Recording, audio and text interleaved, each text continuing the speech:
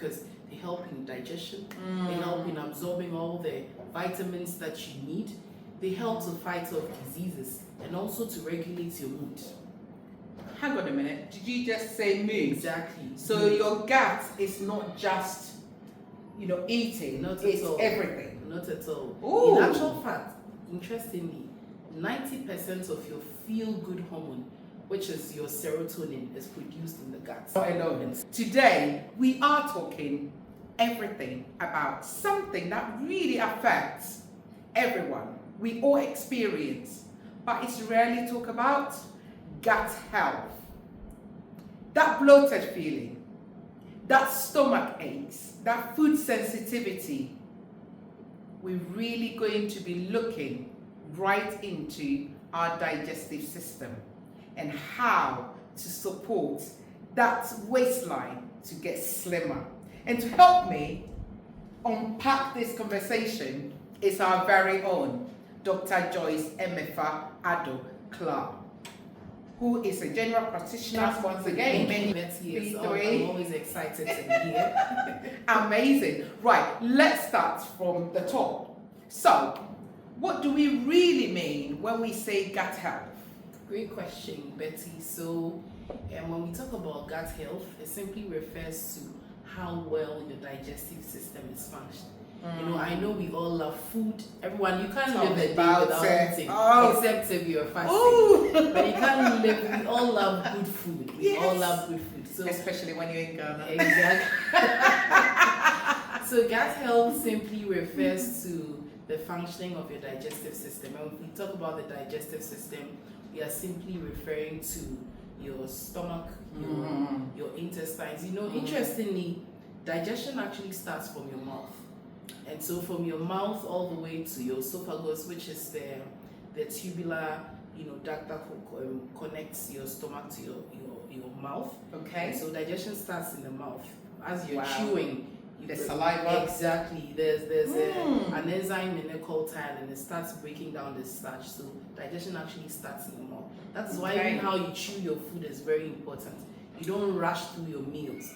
You chew it very well. You break it down to give it a wider surface area, so the enzymes in the saliva can start acting on it before it even gets into your stomach.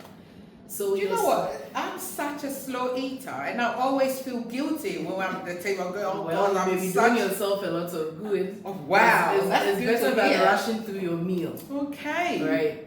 Right. So your stomach, so basically it includes that, and then your stomach, and then your intestines. And when I talk about the intestines, we have the small intestines and then the large intestine, and then the microbiomes in your gut.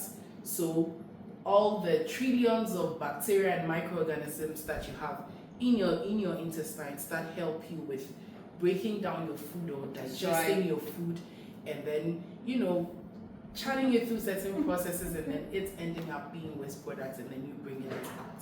And so the millions of microorganisms and then bacteria that you have in your gut, very, very important, because they help in digestion, they help in absorbing all the vitamins that you need, they help to fight off diseases, and also to regulate your mood. Hang on a minute, did you just say mood? Exactly. So your gut is not just eating, it's everything. Not at all. Ooh. In actual fact, interestingly, 90% of your feel-good hormone, which is your serotonin, is produced in the gut. And so it helps to regulate your mood. So when you feel low, when you feel anxious, when you feel very tired, you may have to check your gut health. You're probably not passing your waste products like you should all the time, or there may be something wrong with your gut. So it's very, very, very, very important. 90%, that's the take-home message. Wow. 90% of your feel-good hormone, your serotonin, is produced in your gut. Wow, that's mind-blowing. It isn't just about food when we are referring to your gut. It's about everything. So exactly, Betty. So your gut is like your second brain. So amazing. Wow. Your second brain. We really need to look after our gut. Right.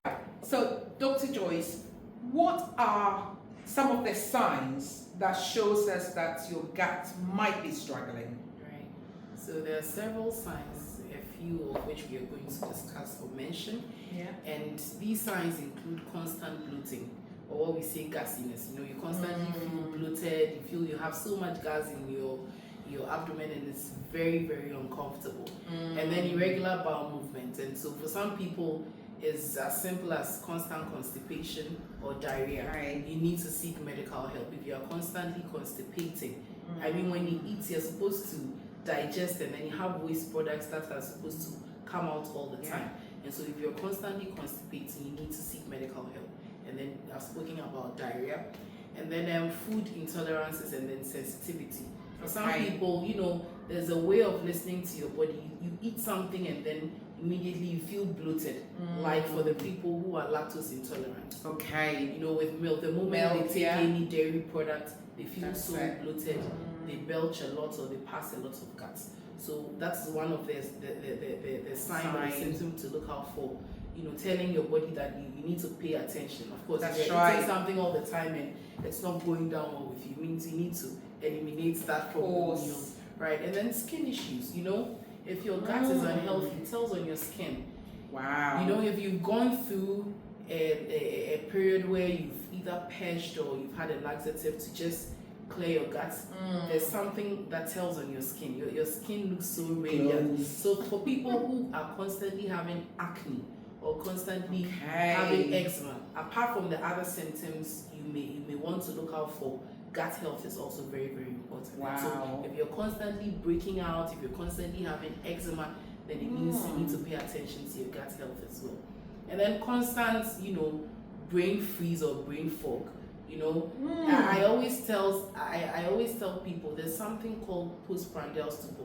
You realize that immediately after eating, you have this dizzy feeling, or like you want to sleep. Exactly. There's a reason for that, because the blood is shunted from the brain to your gut.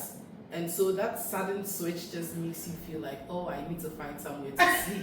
Because the blood that's supposed to be going to the brain and helping you think and helping you get through your day has suddenly been shunted to your gut.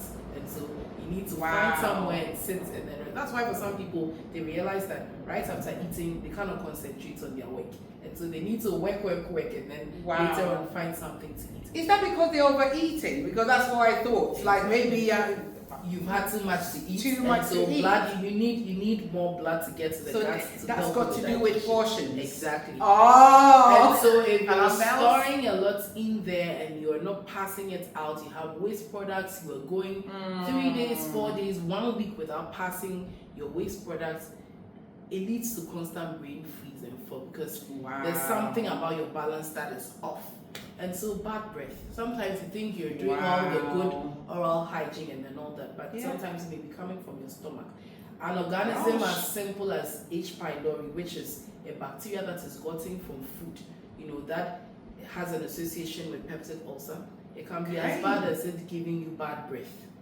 And so if your gut health is off balance, it can tell in your breath. And so you may be using all the good mouthwashes and then, you know, having a good oral hygiene, but then you constantly feel like you have a bad breath. You may need to check out your gut health. And then frequent colds and then low immunity. You know, something is off about your gut, your immunity is low, and then you are frequently or constantly going down with flu or colds. And so our gut is very, very important. So these are the signs or the symptoms you may want to look out for, which, you know, will tell your body that you need to pay attention to your guts. Wow. So many of us are walking around with these symptoms thinking that they are normal. I mean, who would have thought that bad breath could be connected with your guts? It's the fact that it's common doesn't necessarily mean it's normal. Once you know your gut is off, that's your body waving a red flag that, hey, there's something going on and you need to pay attention to it. Right. Wow. Your gut is your second brain. You need to look after it. Exactly. Thank you, Dr. Joyce. I would like to specifically ask this. You know, does gut health specifically affects women at a certain age? Because just by, you know, talking to women, or from my experience, right from the age of 35 to 40, you begin to see that you get that bloatiness, your waistline increase. is there a connection with age and your guts? Right.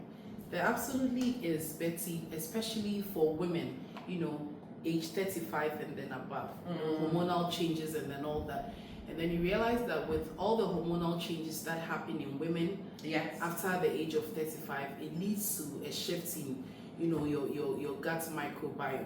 okay, And so this leads to an estrogen shift that begins to affect your gut health. And so all the bloating and then all the slow digestion, yes, and then even where fat is stored is very, very, very important. And so you realize that you store more fat around your midsection because of the estrogen shift, and that can be very, very, very uncomfortable, or should I say debilitating. And then also when your gut is out of balance, it triggers a lot of inflammation. And so, we talk about insulin resistance a lot. There's a connection there between insulin resistance and then fat. The thing is, insulin, which is the hormone that is secreted by an organ called the pancreas, which helps with our whole, sugar or glucose metabolism and then all that. Insulin becomes resistant in the presence of fat. And so it doesn't do its work well, its targeted work well like it's supposed to in the presence of fat. And when it happens, exactly, insulin becomes resistant in the presence of fat. Wow. So all your midsection fats and all that. That explains it. Wow, this is why you need to eat the gym. Which further leads to your weight gain, because if you're having midsection abdominal fat or weight gain, it needs to further complications, and that's where your risk of heart attacks all increase. Looking at your midsection fat and all that, and all this is related to your gut health. And so, if you feel something is off, you may need to just pay attention to your gut health. Wow. So it's not always about calories in, calories out. Exactly, Betty. It's also about the hormones. Yeah. But we have it all, women. Double woman. Your body processes whatever it is that you eat, and all these things start in the gut. Wow. Right. So just not the food itself, but also the hormones also plays a part as well. And is there something you can do to control this? Because I know somebody's listening to me and probably feeling exactly how I'm feeling. Like, do you know what? Emefah, I've been eating healthy, I've been hitting the gym, I'm just not getting that waistline back to, before I had my children. And it's like, come on. The biggest culprits are poor diet. I'll be coming to that in a bit. And then stress which leads to changes in your gut bacteria, and then overuse or abuse of antibiotics, and then lack of sleep, and then not drinking enough water. I want to emphasize more on the poor diet because, lately we have a lot of sugar in the system. That's right. Eating a lot of processed foods instead of going for convenience. Exactly. Our whole grains and our high fiber diet. Yes. Food that is high in fiber is very good and healthy for our gut. And so we should pay particular attention to our diet. Reduce your intake of sugar. Yes. And then highly processed foods. We should go back to our organic foods. Yes. And then take foods that are high in fiber. So your wheat, your oats, your vegetables, and then your fruits. And then stress. You reduce our stress. You sleep well. You when it's time to take a nap, you do. And then antibiotics. Please, antibiotics, just like the name suggests, anti, so it's against biotics, and we have already spoken about we having trillions of bacteria and microorganisms in our gut. That's and so right. If you abuse antibiotics or you constantly take antibiotics without medical guidance, what you're doing is you are killing the normal bacteria, flora and fauna in your gut, and that predisposes you to all sorts of complications. And so do not use antibiotics without a doctor's prescription or without medical guidance, because that goes a long way to affect the gut. They are healthy, it's not every bacteria that is bad. We've already said there are healthy bacteria that live in our gut. Trillions of them, and these are very, very important to help us in digestion, to help us absorb vitamins, and amongst the other things that we spoke about earlier on. So if you're overusing antibiotic, it clears these bacteria and sort of like predisposes you to all sorts of infections, and your immunity goes down, and it's just a cascade of events. And so please do not abuse antibiotic. Wow. And then another thing is to drink a lot of water. You do not get thirsty before you drink. At least in 24 hours, your 2.5 to 3 liters of water in a day. It means between morning and then the time you go to bed, even if you've not had water to drink at all, it should be at least 2.5 to 3 liters of water. And this goes a long way to help our gut health. So it's basically modern lifestyle. Modern lifestyle. Wow. Dr. Joyce, let's get practical. How do we heal our guts? Right, and so there are very simple steps or lifestyle to adapt to help us in healing our guts. It's as basic as starting with our food. Yes. So you eat more fiber. Include all those fruits, include the vegetables, your oats, your wheat, include high fiber in your diet. And so also incorporating fermented foods in your meals. Yogurt is very, very healthy. It has a lot of probiotics that helps to improve your gut health, and so that's also very important. And then, like we mentioned early on, you cut down on your sugar and your processed foods intake. So the next time you think about going for that fast food, you might as well just get home and then get your vegetables and then your fruit, instead of all the time having processed foods and then drinking a lot of water. And then de-stress. De-stressing can be as simple as journaling. It can be as simple as meditation. That's right. It can be as simple as going for a walk. And mind you, all these steps, little by little, go a long way to help your gut health. Excellent. So, what about, you mentioned about probiotics. What about that and supplements? Right. Probiotics are good, but then they work hand in hand with a healthy diet. So always remember food over supplements. So it must start first with your diet or your food before. But probiotics do work hand in hand with. It's not a quick fix. No, it's not a magic fix. So it's not as though you can live an unhealthy life and then end up taking probiotics and then hooray, overnight you are healthy. No. If you're doing probiotics, yes, those are good as well, but then it also goes with a healthy diet. So you are paying attention to your food before the probiotics also come in. Amazing. Right.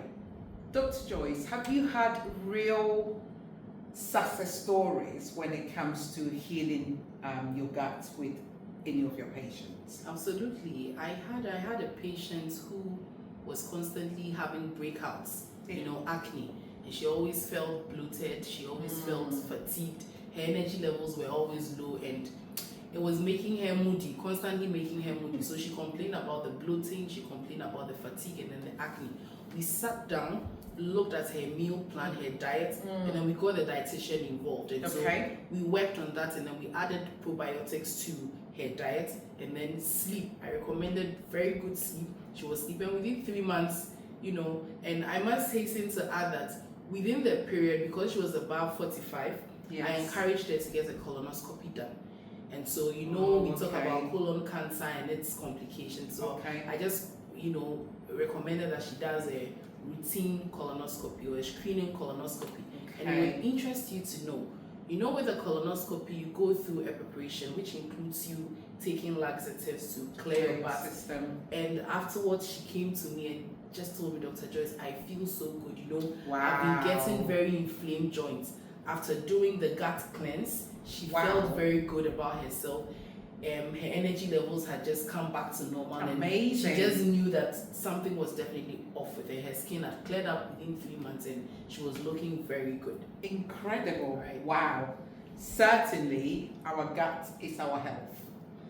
Exactly. Listen to your gut. It speaks volume. If something doesn't feel right about your gut speaks to you. So if something doesn't feel right about your gut, you may just want to check it out. Thank you for sharing that story. Now, is there one thing, before we wrap up, what is the one thing that you would like our listeners to remember today? Right. I would like to say we should all listen to our guts. Yes. It speaks. Our gut speaks. If something doesn't feel right about your gut, don't just ignore it. Our gut speaks to us all the time. And so your gut is the foundation for your overall health. Yes. And so anytime something feels off about your gut, bloating, constipation, you need to pay attention to it and then resolve the issue. I love that. Right. Your gut is talking, you are listening. Exactly. Isn't it?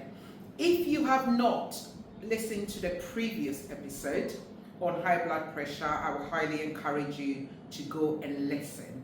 And thank you, Dr. Joyce, for joining us again. It is amazing. Thank you for having me, Betty. Honestly, learning all about our guts, our second brain. Exactly. I'll never forget that. I'm Exactly. going to really pay attention to that. Guys, if you are listening, remember to swap one unhealthy or processed snack to a healthy snack. Take that little step, drink more water, and together let's look after our inside. If you have not already subscribed, I want to remind you to subscribe, share the video with someone who might need it, and remember to like it. Until next time, remember, build your foundation, believe in your potential, and become unstoppable. See you in the next episode. Thank you. Thank you, Betty.